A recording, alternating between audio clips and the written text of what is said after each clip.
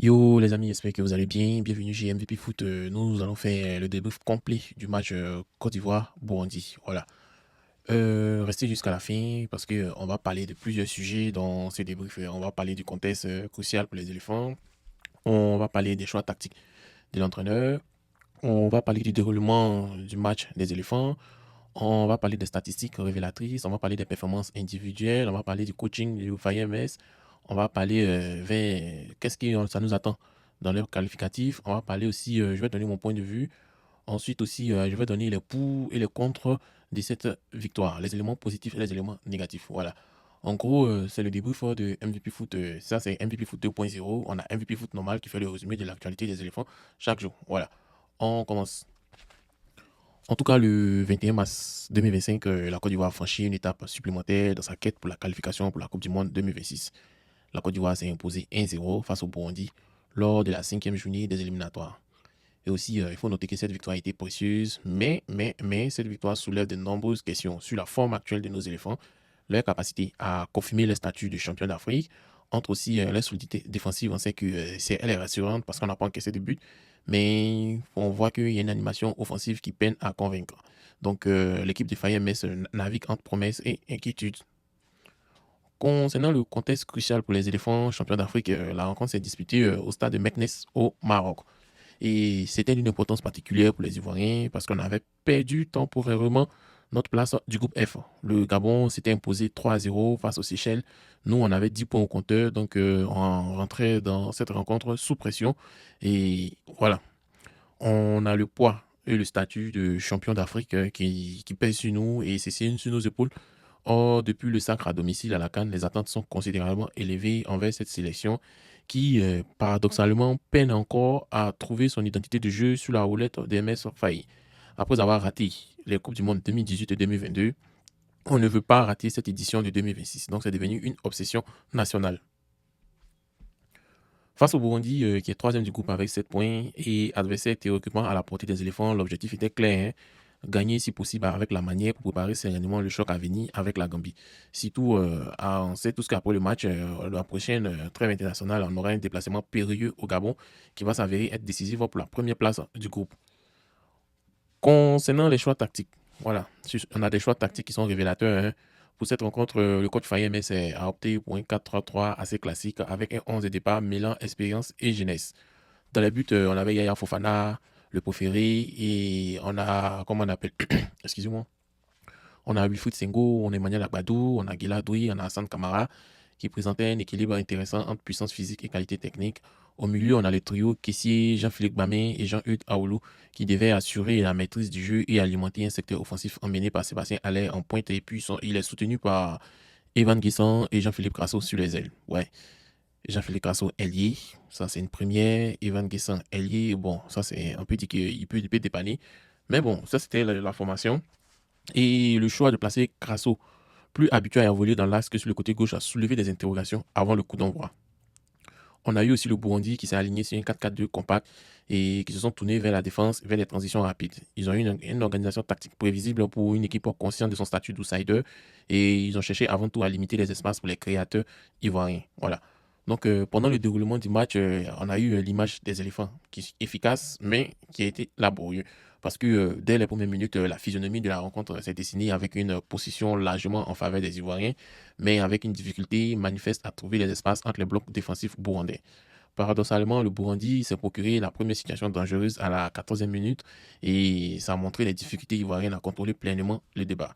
Le tournant du match est arrivé à la 16e minute sur une action bien construite. Guiladoui a délivré un centre dévié au second poteau par Sébastien Haller dans son rôle de rémiseur qui lui va parfaitement en fait.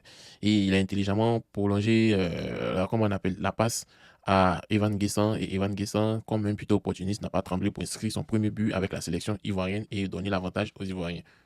Bon, logiquement, on pouvait s'attendre à ce que ce but nous libère, hein, et leur permettait de dérouler le football, mais on était découragés. Voilà, il n'en fut rien. Guiladoui a tenté sa chance à la 20e minute, puis à nouveau à la 33e minute. Les occasions franches sont restées rares pour les champions d'Afrique qui ont terminé la première période avec un avantage minimal. Et ça montre qu'on a une domination stérile malgré le but. Voilà. La seconde période a débuté avec un tempo similaire, autant pour moi, je vais me blesser. avec des Ivoiriens cherchant à se mettre à l'abri sans prendre des risques excessifs. Voilà. On a eu les entrées de Bayo Vakoun à la 60e minute, Ibrahim Sangare à la 70e minute, Simon Adengra à la 75e minute, qui ont apporté un peu de fraîcheur, mais pas l'étincelle attendue pour transformer 16 victoires étriquées en succès convaincant. Voilà. Aussi, plus inquiétant encore, le Burundi a bien failli créer la surprise hein, dans les derniers instants, mais à la 61e, 71e minute d'abord, suite à une passe en retrait hasardeuse du côté ivoirien, puis surtout dans les temps additionnels avec l'ultime contre-attaque qui a fait passer les frissons dans le dos des supporters ivoiriens. Finalement, on a gagné 1-0 et le score n'a pas évolué. Voilà, donc ça a permis à la Côte d'Ivoire de s'imposer, mais sans convaincre. Voilà. Aussi, concernant les statistiques sont révélatrices et d'une domination sans éclat. Voilà. Le match s'est illustré parfaitement par le paradoxe ivoirien, hein. Une équipe qui est dominatrice, peu tranchante. On a eu 55% de possession contre 45% de possession pour le Burundais. Et aussi, les éléphants ont globalement maîtrisé le tempo du match sans autant se montrer irrésistible. Voilà. On a eu 12 tirs contre 8 tirs burundais. Parmi les 12 tirs, on a eu 5 tirs cadrés contre 3 cadrés du côté burundais. Et ça confirme cette légère supériorité, mais ça révèle aussi une efficacité offensive perfectible avec seulement 41,7% des tirs cadrés. Pour une équipe aux ambitions mondialistes, ce ratio laisse à désirer. Voilà. Parce que le mondial, ce sont les meilleures équipes de chaque continent qui sont là-bas. Donc il faut qu'on élève notre jeu. Aussi, dans les duels, la Côte d'Ivoire a généralement eu le dessus, notamment dans le jeu aérien, grâce à des joueurs comme Agbadou, Senghor, Allais. Mais au sol, certains milieux comme Aoulou ont montré trop de fébrilité. Voilà, donc il y a un point qui pourrait s'avérer problématique face à des adversaires plus coriaces. Voilà. La circulation du ballon, qui est estimée à 85% des passes côté ivoirien contre 75% du côté burundais, a été assurée principalement par Jean-Philippe Bamin, dont la simplicité et la sécurité ont permis de maintenir le contrôle du match. Mais bon, vous voyez, cette prudence s'est parfois transformée en frilosité hein, et ça a limité les occasions de rupture et d'accélération. On parle aussi des performances individuelles, hein. Il y a eu des performances qui sont contrastées parce que cette victoire sans éclat, on a eu quelques individualités qui se sont tout de même distinguées. À commencer par l'homme du match, Evan Guessant, auteur du but décisif. Il s'est montré avec une très belle mobilité et un vrai sens de placement.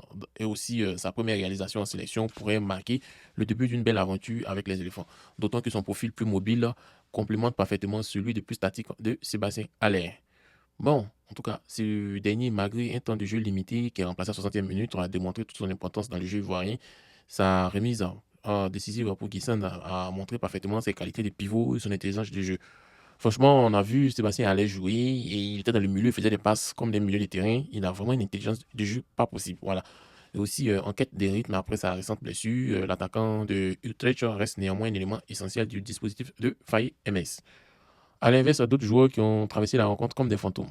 À l'instar de Jean-Eudes Aoulou, qui incarne parfaitement les difficultés du milieu ivoirien qui a été dépassé dans l'intensité et trop souvent en retrait et qui manquait cruellement d'agressivité dans les duels.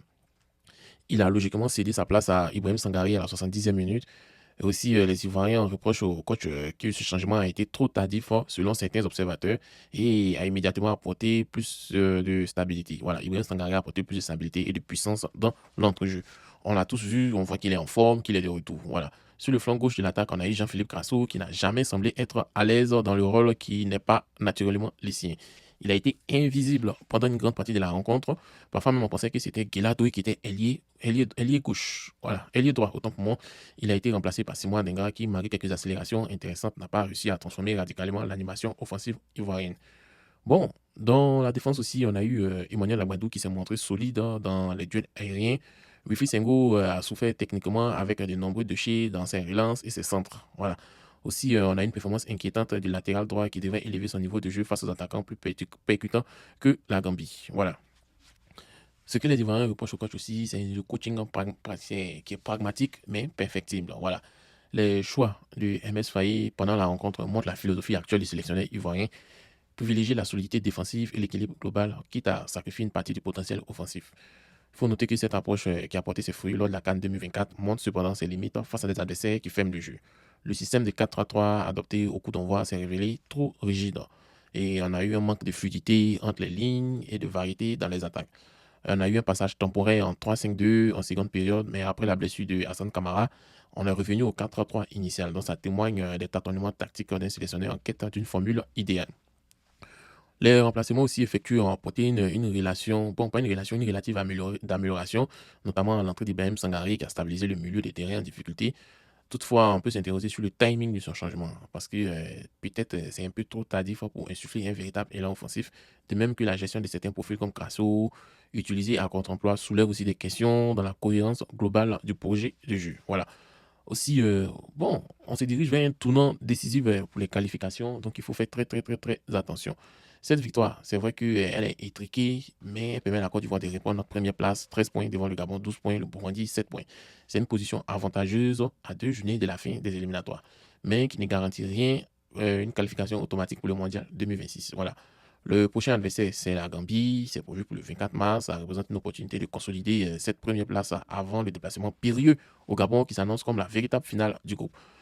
On a perdu la finale contre le Cameroun au Cameroun. Donc, il ne faut vraiment pas faire le faux pas. Il faut vraiment, vraiment avoir cette expérience et gagner là-bas. Donc, pour ce rendez-vous crucial, MS Faye devra impérativement corriger ses lacunes et contre le Burundi et aussi apporter des solutions tactiques plus ambitieuses. Voilà.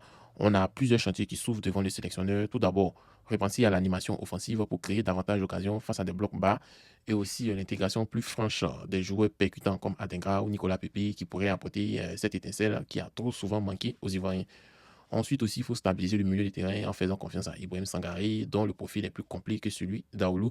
Et bon, c'est ça c'est mon avis. Voilà, aussi travailler aussi l'efficacité offensive qui reste primordiale.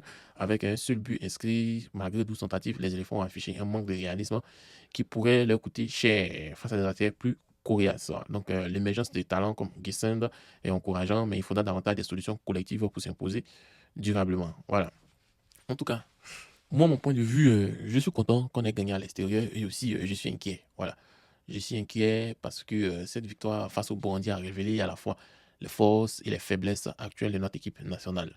D'un côté, on peut se réjouir de voir une équipe capable de gagner à l'italienne en s'appuyant sur une défense solide et en marquant un but quand il le faut au moment opportun. Mais aussi, cette capacité à s'imposer sans briller est souvent la marque des grandes équipes en phase de qualification. D'autre part, l'absence d'une véritable identité de jeu après plusieurs mois sous la direction de FAMS reste préoccupante. C'est bien vrai que le technicien a réussi l'exploit en remportant la canne à domicile, mais son équipe semble toujours être en rodage. On ne comprend pas. Ça fait 1 an qu'on a remporté la canne et l'équipe est toujours en rodage. Voilà, donc on alterne le bon et le moins bon sans jamais vraiment convaincre sur la durée. Voilà, la dépendance aux individualités est particulièrement frappante. Sans l'inspiration des Guessant ou la présence des Allais, on peine à imaginer comment cette rencontre aurait pu percer le verrou burundais. Donc pour une nation aussi riche, dotée de talents offensifs, cette difficulté à créer collectivement interroge sur les choix tactiques et la préparation. Plus inquiétant encore, cette victoire étriquée intervient face à l'un des adversaires les plus théoriquement les plus abordables du groupe. Qu'en sera-t-il face au Gabon? Équipe plus complexe, mieux équipée, mieux organisée. Les failles observées contre le Burundi risquent d'être exploitées plus sévèrement par des adversaires de ce calibre. Mais bon, il convient aussi de reconnaître que certains signes positifs, comme l'émergence, je l'ai dit encore, de jeunes talents comme Kesen, la fiabilité défensive, aucun but encaissé et la capacité à prendre les 3 points dans un match piège qui sont d'autant des éléments encourageants pour la suite du parcours. Donc cette performance contre le Burundi s'inscrit dans la continuité d'une sélection ivoirienne en transition, capable du meilleur comme du moins bon, tantôt séduisante, tantôt laborieuse, mais toujours résiliente et aussi déterminée à trouver sa place parmi les grandes nations du football. Nous allons vous donner les pour et les contre de cette victoire des éléphants face au Burundi 1-0. Voilà. J'ai recensé des points positifs et des points négatifs. Voilà. La vidéo de, comment on appelle, où je vais faire le débrief complet va venir bientôt. Mais en attendant, je vous donne les points positifs et les points négatifs. Voilà. Comme premier point positif, l'objectif est atteint. Voilà, il fallait gagner et cette victoire permet de reprendre la tête du groupe F. Et l'essentiel dans les qualifications, c'est d'être premier et se qualifier directement. Voilà, ça c'est le premier point positif. Ensuite, le deuxième point positif, c'est la solidité défensive confirmée. Voilà, on a 5 matchs consécutifs sans encaisser de but dans ces éliminatoires et c'est une preuve qu'on a une très belle organisation défensive et cette organisation défensive est très bien huilée et aussi on a une discipline tactique remarquable. Voilà. Comme troisième point positif, on a Evan Guessant qui a marqué son premier but en sélection. C'est notre jeune attaquant prometteur qui pourrait devenir l'un des piliers offensifs de cette génération. En tout cas, il a apporté une solution supplémentaire à un secteur parfois en manque d'efficacité. Voilà, on était tous dépendants de Sébastien Haller. C'est vrai qu'on est toujours dépendant de Sébastien Haller parce qu'il a délivré une passe décisive à Evan Guessant, mais Evan Guessant, c'est une alternative sûre. Voilà. Comme quatrième point positif, c'est la gestion du score. Voilà, malgré les difficultés, les éléphants ont pu préserver leur avantage jusqu'au bout et ils ont démontré un pragmatisme qui pourrait s'avérer précieux lors des rencontres décisives à venir. Suivez mon regard, je parle des rencontres contre la Gambie et aussi contre le Gabon. Voilà. Et aussi, le cinquième point positif, ce sont les ajustements tactiques qui ont été pertinents. Il y a eu les entrées de jeu, celles d'Ibrahim Sangaré, des Simoa Dengra, qui ont apporté un plus à l'équipe, prouvant que les sélectionneurs disposent des solutions sur le banc pour modifier la physionomie du match. Maintenant, le point négatif. Voilà. On a une animation offensive insuffisante. Voilà. Très peu d'occasions créées face à un adversaire de ce niveau, avec aussi un manque criant de créativité et d'automatisme entre les attaquants. C'est normal, hein. Voilà. On a mis 3 avant-centres, on n'a pas mis Tellier, donc c'est normal qu'on ait une animation offensive insuffisante. Voilà. Et aussi, on a eu des lacunes aussi au milieu du terrain où le trio Kessie, Bamé, Aoulou n'a pas convaincu. Voilà. Surtout Aoulou qui a été dépassé par l'enjeu et l'intensité de cette rencontre. Voilà. C'est comme si l'équipe de Burundi, là, c'est une équipe de 11 Ourourou. Tout le monde était embrouillé sur le terrain, donc Aoulou était un peu perdu. Voilà. Aussi, on pointe du doigt aussi l'entraîneur parce qu'il y a eu des choix tactiques discutables. Voilà. Par exemple, l'utilisation du Crasso sur l'aile gauche au détriment des profils plus naturels comme Adengra ou Nicolas Pepe ou bien d'autres alliés pose question sur la cohérence du plan de jeu de l'entraîneur. Voilà. Aussi, quatrième point négatif, c'est une gestion du temps de jeu. Voilà.